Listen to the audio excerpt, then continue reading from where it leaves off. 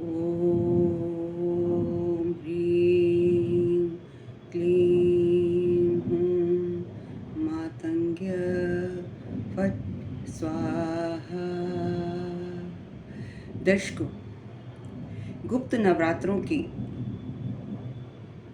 8 महाविद्याओं के बारे में मैं आपको पहले ही विस्तार से वर्णन कर चुकी हूँ और आज 9वीं महाविद्या मातंगी माता और आप सबको प्रणाम करते हुए अपनी वाणी को माता की कृपा से उनकी व्याख्या में अर्पित करती हूँ।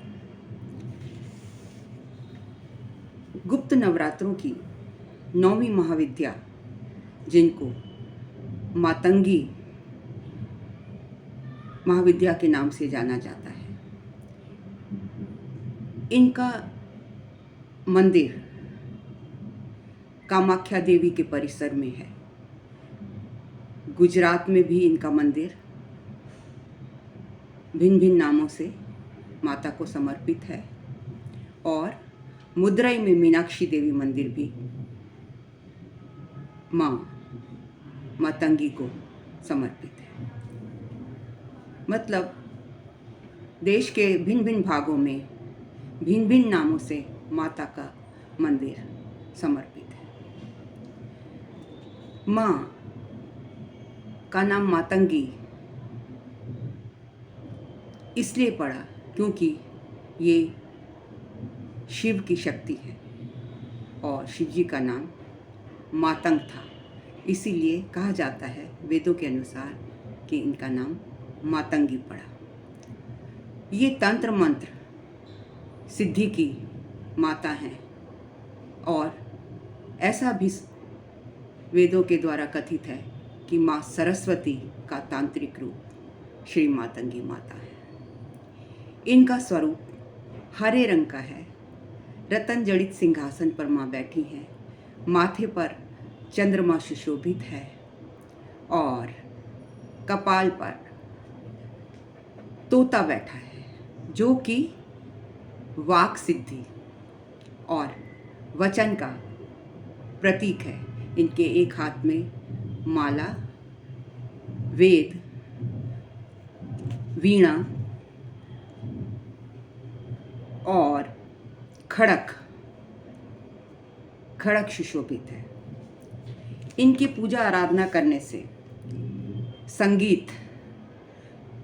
बंदा संगीत, कला और खेल कूदों में निपुण हो जाता है।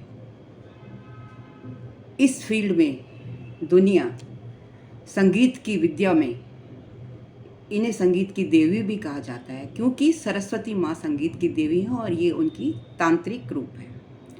तो संगीत की दुनिया में इनका वशीकरण चलता है। जो इनकी पूजा आराधना करता है वो संगीत में विजय पा सकता है। माँ की 3 ओजपूर्ण नेत्र हैं, जिनसे हमेशा ज्योति की आभा झलकती रहती है। मातंगी माता इंद्रजाल और जादू टोने के प्रभाव को नष्ट कर देती है। देवी माता को अगर आप सिद्ध कर लें, उनकी पूजा आराधना करें, तो आपके वचन सिद्ध होने शुरू हो जाएंगे। ये माता शक्ति, शिव की शक्ति असुरों को भी मोहित करती है। साधकों को अभिष्ट फल देने वाली है। ग्रस्त जीवन में श्रेष्ठ फल पाने के लिए, ग्रस्त जीवन को श्रेष्ठ बनाने के लिए माँ मातंगी की आराधना कीजिए। और अब बात कर लेते हैं कि इनकी उत्पत्ति की। ऐसा कहा जाता है कि एक बार विष्णु भगवान लक्ष्मी जी के साथ माता पार्वती और भोले शंकर से मिलने कैलाश पर्वत पर गए और साथ में भोजन भी ले गए और उन्होंने वो भोजन माता पार्वती और शंकर भगवान को भेंट किया। लेकिन भोजन करते समय भोजन का कुछ अंश पृथ्वी पर गिर पड़ा। ऐसा कहा जाता है कि उसके द्वारा मातंगी माता प्रकट हुई और उन्होंने वो जूठन खा ली। हालांकि जो भोलेनाथ के शंभू के जो गण थे वो इस चीज़ को देखकर नाराज़ हो गए कि जूठन खाई है माँ ने, लेकिन ईश्वर प्रसन्न हुए, भगवान प्रसन्न हुए कि उन्होंने उनकी श्रद्धा देखकर वो बहुत अत्यधिक प्रसन्न हुए और जूठन खाने के कारण ही उन्हें जूठन वाली माँ भी कहा जाता है और उनका भोग जूठन से ही लगाया जाता है। उनको जो भोग लगाते हैं वो जूठन का ही लगाते हैं। माँ दरिद्रता दूर करती है। और अगर आप दूसरी एक और कहानी इससे जुड़ी हुई है, हनुमान मातंगी हनुमान और जो देवी माता है मातंगी, तो उनका जन्म कैसे हुआ। हनुमान जी और शबरी के गुरु थे ऋषि मातंग, तो उनको माता दुर्गा के आशीर्वाद से एक कन्या का जन्म हुआ था जिसका नाम था मातंगी देवी। और उन्हें जो वहाँ के आदिवासी थे वो उनकी देवी थी।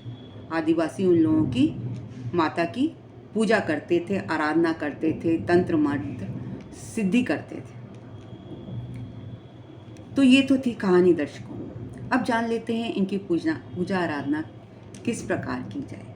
माँ की पूजा आराधना के लिए रात्रि का समय निश्चित है। आप पश्चिम दिशा में मुंह करके बैठ जाइए।